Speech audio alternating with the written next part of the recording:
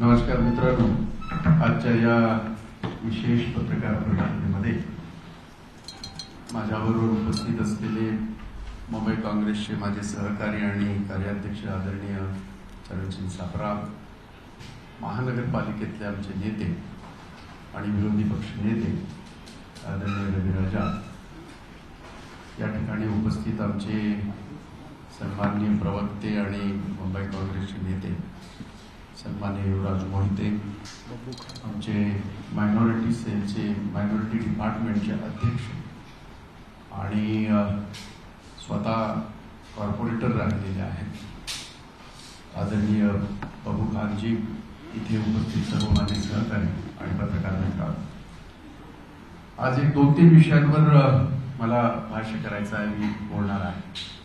सर्वात प्रथम नवसंकल्प शिबिराची संकल्पना ही उदयपूरमध्ये देशव्यापी आमची झाली। 3 दिवस आम्ही सगळ्यांनी नवसंकल्प शिबिराला, मी स्वतः सगळ्या देशातले प्रदेशचे अध्यक्ष आणि आम्ही सगळे होतो आणि त्या नवसंकल्प शिबिरामध्ये काही संकल्प करून आम्ही सगळे निघालो। आता ते संकल्प आपल्या आपल्या प्रदेशामध्ये अशा पद्धतीचे शिबिर घेऊन आमच्या कार्यकर्त्यांपर्यंत पोहोचवण्याची आमची भूमिका आहे। त्या माध्यमातून काल आणि आज महाराष्ट्र प्रदेश काँग्रेसचं शिबिर हे शिर्डी या ठिकाणी सुरू आहे। आजचा दुसरा दिवस आहे, शेवटचा दिवस आहे। त्याच पद्धतीने मुंबई काँग्रेसचं नवसंकल्प शिबिर हे 5 तारखेला 5 जून आणि 6 जून रोजी पनवेल या ठिकाणी असलेले आयुष हे जे रिसॉर्ट आहे त्या ठिकाणी आम्ही ते आयोजित केलेलं आहे। मी आपल्या सगळ्यांनाही माझं निमंत्रण आहे, त्या बाबतीमध्ये मी काही लोकांजवळ बोलतो पण आहे। आपण सगळे त्या शिबिराला हजर राहावे अशी मी आपल्या सगळ्यांना विनंती करतो। त्याचबरोबर 2 गोष्टी आणखीन आहेत की महानगरपालिकेच्या रिझर्वेशन्स जाहीर झाले परवा, आणि रिझर्वेशन असेल किंवा डिलिमिटेशन असेल, ही एक प्रोसेस आहे, कायदेशीर एक पद्धत आहे आणि त्याच्या गाईडलाईन दिलेल्या असतात। मी डिलिमिटेशन झालं तेव्हाही मी या बाबतीमध्ये बोललो होतो। आम्ही तेव्हा रविराजा पण त्या पत्रकार परिषदेला होते आणि आपण बोललो। डिलिमिटेशन मध्ये सुद्धा काही ठिकाणी जो एक प्रकारचा काही विशिष्ट लोकांना खुश करण्यासाठी डिलिमिटेशनचं केलं गेलं असं आम्ही तेव्हाही मी म्हटलं होतं। अर्थात आम्ही ऑब्जेक्शन, सजेशन्स या सगळ्या आम्ही आमच्या मांडल्या, त्याच्यातनं फारसा काही फरक दिसला नाही। आता वॉर्डची रचना होत असताना, वॉर्डचं रिझर्वेशन होत असताना एकदम 2-3 गोष्टीच्या नजरेत येण्यासारख्या आहेत। त्याच्यावरनं असं जाणवतं की कदाचित शिवसेनेचा हा डाव तर नाही की काँग्रेसला आणखीन जास्त त्रास कसा होईल किंवा त्या पद्धतीने त्या वॉर्डची जे रिझर्वेशन झालेले आहे, जी त्याच्यावर जे आरक्षण जे ठेवलं गेलेलं आहे, असं मी म्हटलं तर त्याच्यामध्ये अतिशयोक्ती होऊ नये। त्याचं कारणच मुळात असं, आम्ही 31 जागा जिंकलो होतो, 2 जागांचा त्याच्यामध्ये कोर्टामध्ये आमच्या विरोधात निर्णय झाला। 29 माझे कॉर्पोरेटर आजच्या घडीला आहेत, होते। ह्या 29 जागांपैकी 21 जागांवर महिला आरक्षण पडलेलं आहे। आता हा योगायोग म्हणायचा का, तर हा योगायोग अजिबात नाही। कारण साळसूदपणे हे सांगितलं जातं की आम्ही लॉटरी काढली, तर तसं नाहीये। लॉटरी काढली गेली हे खरं आहे, पण ते फक्त 23 जागांसाठीच काढलं गेलं। लॉटरी सगळ्यासाठीच व्हायला पाहिजे होती आणि सर्वसाधारण जेव्हा आरक्षण असतं ते साधारण 2 ते 3 वेळा असेल तर ते सगळ्यात प्रथम तिकडे आरक्षण बदलतं, असा आतापर्यंतचा आपल्याकडचा प्राधान्य आहे. त्या व्यतिरिक्त विशेषतः मला एक उदाहरण द्यायचं आहे आपल्याला. जे बबू खान आमचे बसलेले आहेत त्यांच्या वॉर्डमध्ये, वॉर्ड नंबर काय आहे? वॉर्ड नंबर काय? 190.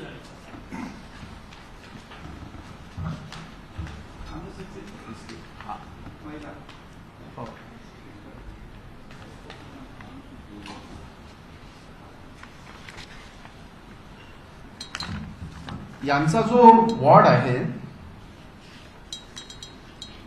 तो आहे 190 आताचा नवीन, आणि पूर्वी तो 184 होता.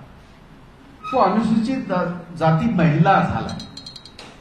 आतापर्यंत आपल्याला सगळ्यांना माहिती आहे ही जी आरक्षण असतात विशेषतः SC ST आणखीन काय असतील तर त्या ठिकाणी विशेषतः SC ST ती कम्युनिटी त्या ठिकाणी जर जास्त असेल तर ते आरक्षित होतात, असं आतापर्यंतच हे आहे.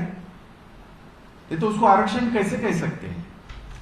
अब इनके यांच्या इथे जो काही आरक्षण जे झालेलं आहे, इथे अनुसूचित जाती जमातीची जी काही मंडळी आहे ती 7% आहे, 7% आहे. आणि आता जे काही पूर्वीचे जे वॉर्ड आरक्षित होते अगदी त्यांच्या बाजूचा वॉर्ड नंबर 194, वॉर्ड नंबर 194, 195 जिथे 194 तो आहे.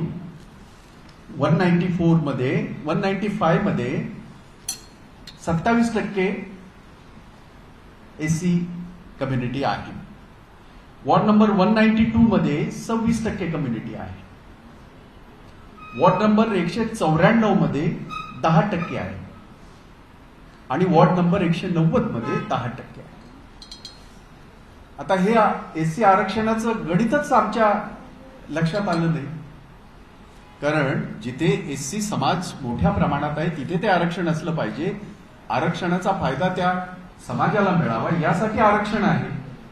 ओबीसी थोडंसं बाजूला ठेवा, कारण सुप्रीम कोर्टाच्या निर्णयामुळे ते आम्हाला करता आलं नाही किंवा निवडणूक आयोगाने केलं नसलं तरी आम्ही स्पष्टपणे सांगितलं ज्या दिवशी हा निर्णय आला 27% ओबीसीचं आम्ही ते आरक्षण असो नसो तेवढ्या जागा आम्ही त्या रिझर्व्ह ठेवणार आहोत आणि त्यांना ते आम्ही त्या जागा त्या ओबीसी समाजाला देणार आहोत.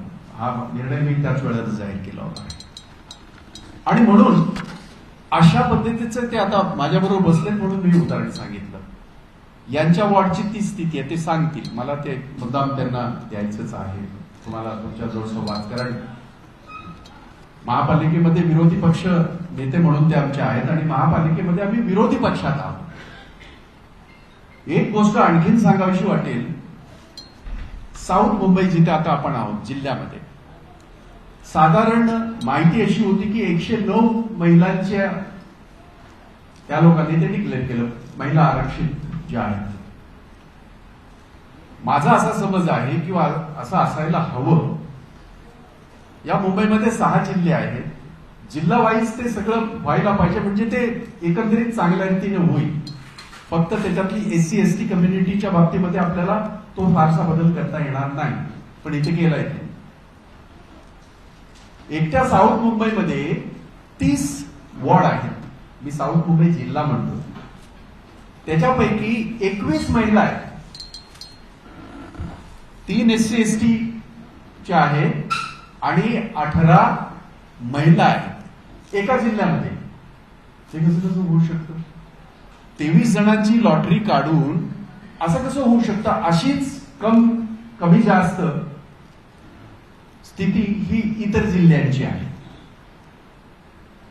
आश्चर्य एका गोष्टीचं वाटतंय की कुर्ला आमचे तिथले जे नगरसेवक आहेत अशरफ आझमी, आता तो विभाग हा पूर्णतः म्हणण्यापेक्षा मेजॉरिटी तिथे मायनॉरिटी आहे. तिथे रिझर्वेशन टाकलं. मला समजतच नाही. मागच्या वेळेला तिथे रिझर्वेशन नव्हतं. काही ठिकाणी मी समजू शकतो की एखादं रिझर्वेशन सातत्याने 2-3 वेळा असेल तर तिथे तात्काळ बदल करायला पाहिजे, हा आपला ढोबळ मनाने तो नियम आहे. तसं न करता यांच्या वॉर्डमध्ये ते हे सांगतील, पण तरी सुद्धा मी सांगतो, मागच्या वेळेला ते ओबीसी 2012 तो होता. मग आता कुठे त्यांना तो क्रायटेरिया लागतो? त्याच्या वॉर्डमध्ये महिला असण्याचा तो क्रायटेरिया कुठे लागतो?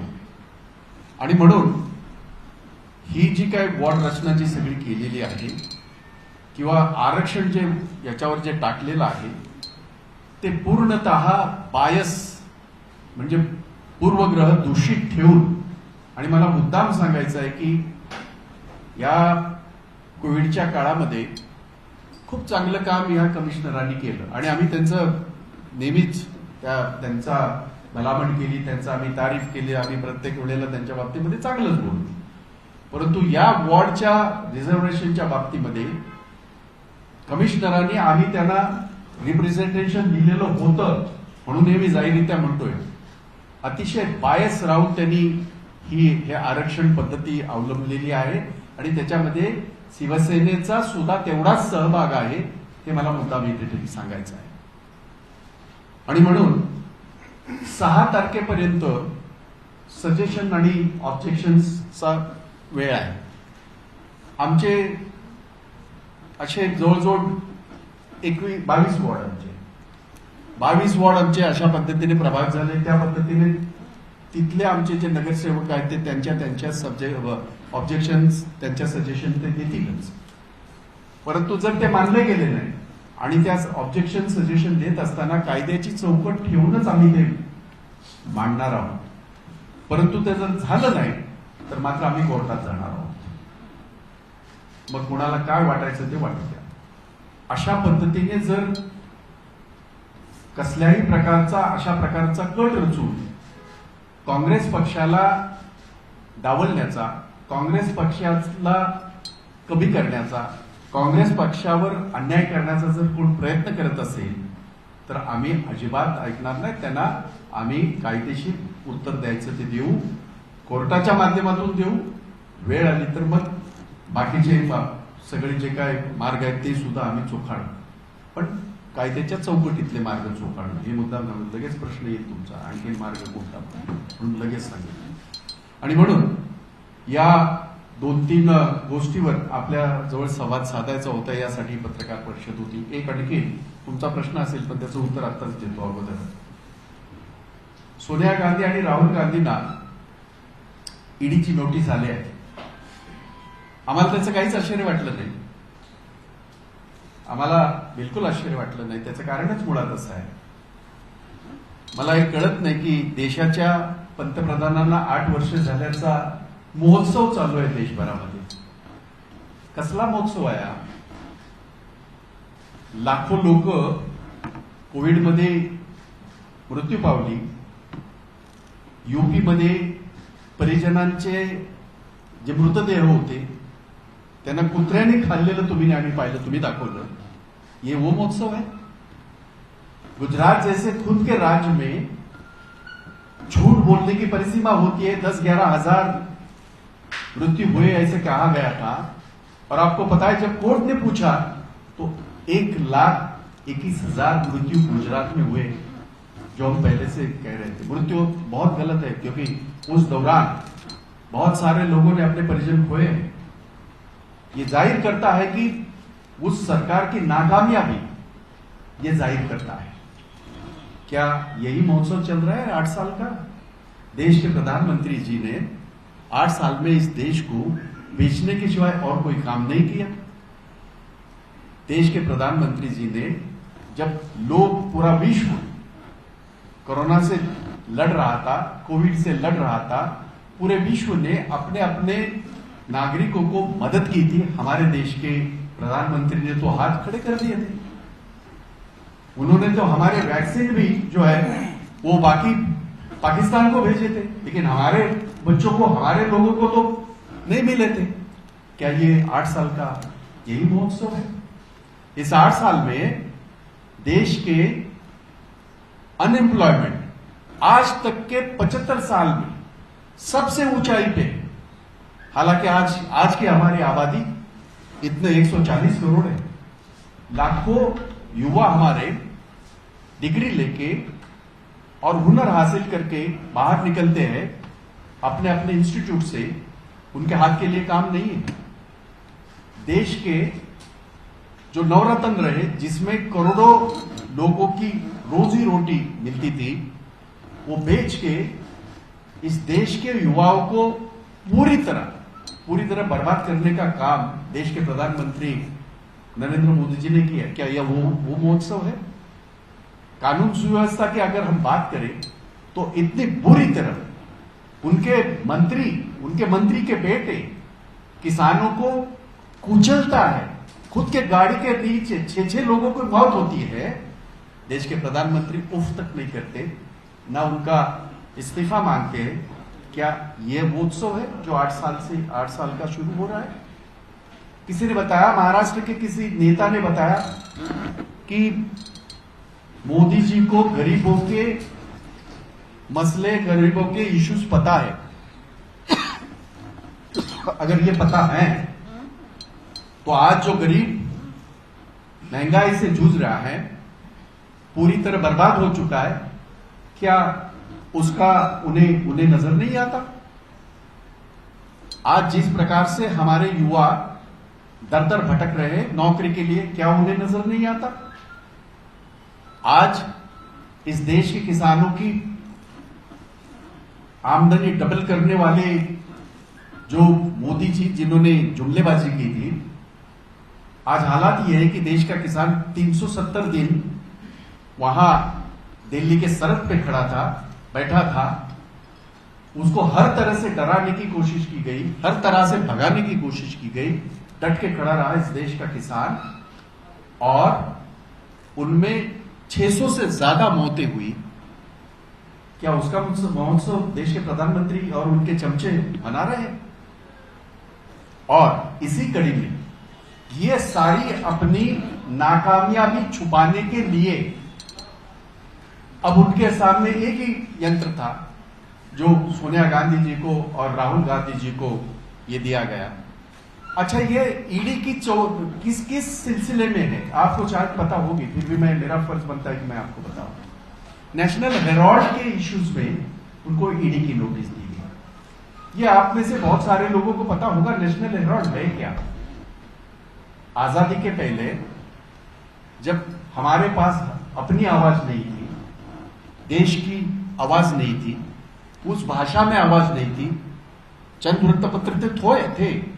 महाराष्ट्र में मराठी वृत्तपत्र थे, मराठा जैसा, केसरी जैसे, बहुत सारे मूकनायक जैसे बहुत सारे थे, लेकिन वो यहां के प्रांतिक भाषिक थे जो अंग्रेजों को समझ आए, उनको हमारा मैसेज जाए। ये तो कोई था ही नहीं। और जो थे कुछ, वो तो उनसे जुड़े हुए थे, मैं नाम नहीं लूंगा उनसे। तो उस वक्त नेशनल हेराल्ड पंडित जवाहरलाल नेहरू जी ने शुरू किया और अपनी बातें अंग्रेजों को समझे, ये उन्होंने वो सिलसिला शुरू किया। ये वो नेशनल हेराल्ड है।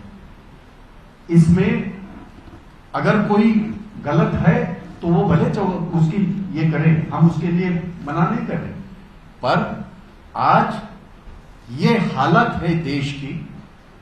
हमारे आगे बांग्लादेश है, हमारे आगे जो श्रीलंका जो बर्बाद हो चुकी है, जो हम भी उस कगार पे जा रहे हैं, वो सारी नाकामयाबी छुपाने के लिए इस तरह के हथकंडे इस्तेमाल हो रहे हैं। हमारी नेता सोनिया गांधी ने एक बार 2 टूक जवाब दिया है। मैं इंदिरा गांधी की उस परिवार की मैं ये हूं, बहू हूं। हम नहीं किसी से डरते। राहुल गांधी ने तो हमेशा कहा है, हम नहीं डरते किसी से। और उसका इस्तेमाल करके कितने दिन छुपाओगे मोदी जी अपनी नाकामयाबी? कितने दिन छुपाओगे आपका ये काला चिट्ठा? और इसमें अगर मैंने कोई गलत बात की है और मैंने झूठ कहा है तो मैं माफी मांगूंगा, लेकिन मैं जानता हूं पिछले 8 सालों से लगातार हम उनके ऊपर जो स्थिति है, मुद्दों को लेके, आंकड़ों को लेके मैं बात कर रहा हूं, इनके पास जवाब नहीं है। तो मैं चाहता हूं कि आप ही वो चौथा स्तंभ लोकतंत्र का हो। मैं चाहता हूं कि ये हकीकत वहां तक जाए और देश में कोई सुधार आए, और ये जो देश पूरी तरह बर्बादी के कगार पे है, वो कहीं ना कहीं ये चाहे ये वो सवाल पूछते थे, ये वही मोदी है जो पहले सवाल पूछते थे 70 साल में क्या किया, 8 साल में बेच रहे सब कुछ बेच रहे, अभी भी बचा है। ये तो पैदा तो कुछ नहीं कर पाए। ये आज का विषय मैं फिर भी बता रहा हूं। इन्होंने एक बात की, नामांतरण का उनका बड़ा हथकंडा, और जब महाराष्ट्र के किसी शहर के नामांतरण की बात आती है तो खुद के राज्य में अहमदाबाद का नाम तो अभी तक नहीं बदली किया। क्यों नहीं किया, जरा बताइए तो मोदी जी। हमारे यहां तो कर रहे हैं, यहाँ के चमचे, यहाँ के उनके नेता लोग जो बात कर रहे हैं, तो उनको मेरा सवाल ये है, मोदी जी एक बात में बहुत एक्सपर्ट है। उन्होंने सरदार पटेल जी का पुतला तो लगाया, लेकिन सरदार पटेल जी के नाम पे जो स्टेडियम था उसका नाम खुद का रख दिया। पहले देश के प्रधानमंत्री हो गए शायद, बनाए कुछ ने, नाम खुद का दे दिया। तो ये ऐसे हमारे माननीय प्रधानमंत्री जी है, 8 साल मना रहे हैं, उसका जश्न मना रहे हैं। मैं उम्मीद के साथ आपके सामने बात कर रहा हूं, जरा हकीकत का आईना आप भी जरा उन्हें बताएंगे।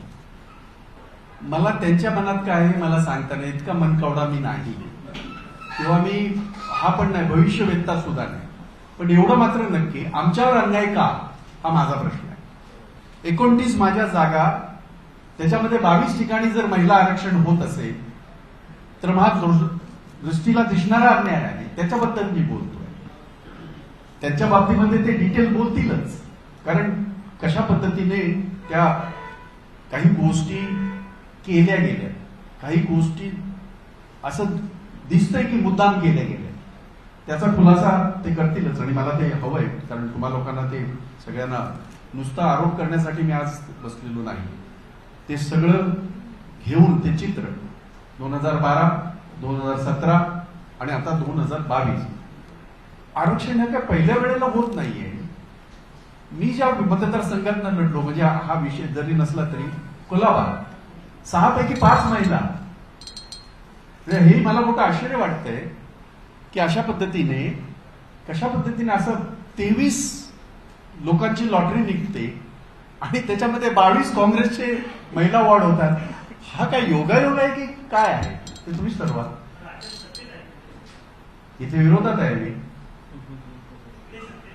इथे विरोधात आहे, इथे विरोधी पक्ष नेता बसलाय माझ्या बाजूला। राज्याच्या सत्तेत आहोतच की, आणि काँग्रेसने ठरवलं तर कठीण आहे सत्ता, हे अगदी जबाबदारीने बोलतोय। कालही बोललो, आजही बोलतोय। काँग्रेसला गृहीत धरून नका चालू, प्रत्येकाने एकमेकांना हात दिला पाहिजे याबद्दल दुमत नाही, कारण राक्षसाला दूर ठेवण्यासाठी आपण हा निर्णय घेतला। भाजपच्या राक्षसाला दूर ठेवण्यासाठी आपण या राज्याच्या, छत्रपतीच्या राज्याच्या भल्यासाठी आपण सगळ्यांनी निर्णय घेतला, परंतु त्याचा अर्थ कोणीतरी असा करू नये की काँग्रेसला गृहीत धरून चालू नये, हे मी याच्या अगोदरही बोललोय, आताही मी जाहीररित्या आपल्याला सगळ्यांना सांगू इच्छितो।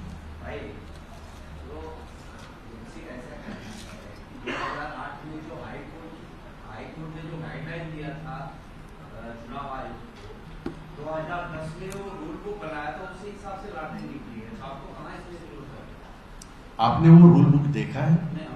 हाँ, तो इसलिए मैं बता रहा हूं। ऐसा है कि रूल बुक में जो लिखा है उसी से इन्होंने प्रताड़ना की। अगर वो फॉलो करते तो शायद हम लोग ये बात ही नहीं करते। जैसे मैंने कहा, कुछ वार्ड के डिलिमिटेशन हुआ, जाहिर था 9 जब बढ़ने थे तो कहीं ना कहीं 30-40 वार्ड में कहीं ना कहीं बदलाव होने थे, लेकिन ऐसी जगह बदलाव हुए इनके वार्ड में, ये मेरे विरोधी पक्ष नेता है, वहां तो कोई जरूरत भी नहीं थी, उनका वार्ड पूरी तरह ये किया गया। तो रूल सबके लिए है, डिलिमिटेशन के लिए गाइडलाइन है, उसी तरह इसके लिए भी गाइडलाइन है, वो फॉलो नहीं की गई, उसका नतीजा ये है, ये मैं कह रहा हूं। ये मेरा आपसे निवेदन है। मैंने बताया, हाँ मैंने मराठी में बताया, हिंदी में बताता हूं। ये जो वार्ड की रचना, ये जो आरक्षण हुआ है, आरक्षित हुए हैं, वो ठीक ढंग से नहीं हुए हैं। हालांकि उन्होंने एक बहुत ऐसा स्वीट सा ये किया है, जो प्रोसेस है 6 तारीख तक इसका ऑब्जेक्शन सजेशन जो है वो देंगे। हमारे सारे जो वार्ड जहां इफेक्टेड है वो सारे दे देंगे, हमारे कॉर्पोरेटर, एक्स कॉर्पोरेटर। पर मेरा तो सिंपल सा कहना है कि मेरे 29 जो कॉर्पोरेटर है उनमें 22 महिला कैसे होगी एक साथ? उसका भी एक क्राइटेरिया होता है ना, किस तरह से उसमें बदलाव हो, किस तरह से क्या हो, उसके क्राइटेरिया है जो रूल बुक की आप बात कर रहे हैं। तो वो रूल बुक फॉलो नहीं किया गया। और दूसरा, कहीं ना कहीं नजर आ रहा है कि इसको जानबूझ के टारगेट किया गया है। कुछ वार्ड जो, जैसे मैंने बब्बू खान की बात की, जैसे SC ST कहां होता है, या आरक्षण का सिर्फ नाम के लिए आरक्षण दो और उसका फायदा उस समाज को हो ना हो, तो फिर आरक्षण का मतलब क्या है? हमारी ये कॉन्स्टिट्यूशन में है वो। अभी ये सिंपल सा मैंने उदाहरण आपको दिया था, ये वार्ड नंबर 190 है जो SC किया गया है, उसमें SC कम्युनिटी 10% है। हालांकि वार्ड नंबर 192 में SC कम्युनिटी 26% है। लाजमी है, बिल्कुल बनता है। जैसे वार्ड नंबर 195 195 में 27% है। ये ओपन है, मतलब जहां ये कम्युनिटी ज्यादा है 27% है, वो ओपन है। और जहां 10% है वहां उसको रिजर्व किया। इसका क्या रूल बुक में और क्या है? इसमें तो रूल बुक में नहीं आता। मुंबई कांग्रेस नगर सेवकों के पक्ष में वोट जाएगी या जो नगर सेवक रहे वो इंडिविजुअल जाएंगे? तो नहीं, कौन? कांग्रेस जाएगी। इंडिविजुअल तो करना ही पड़ेगा, क्योंकि ये ऐसा है कि सजेशन ऑब्जेक्शन तो इंडिविजुअल ही देना पड़ेगा, वो पार्टी नहीं देती। वो जो हमारे लोग कर रहे हैं उसके लिए एक कमेटी मैंने गठित की है और वो हो जाएगा। कल ही ये सारा कांड हुआ है। आज मैंने कहा पहले आपसे बात करूं और बाकी सारी चीजें जो आगे चले। और अगर 6 तारीख तक जो हम सुझाव दे रहे हैं, जो कानूनी है, जो रूल बुक के मुताबिक है, अगर वो नहीं हुए तो कांग्रेस पार्टी कोर्ट में जाएगी इनके खिलाफ। जी,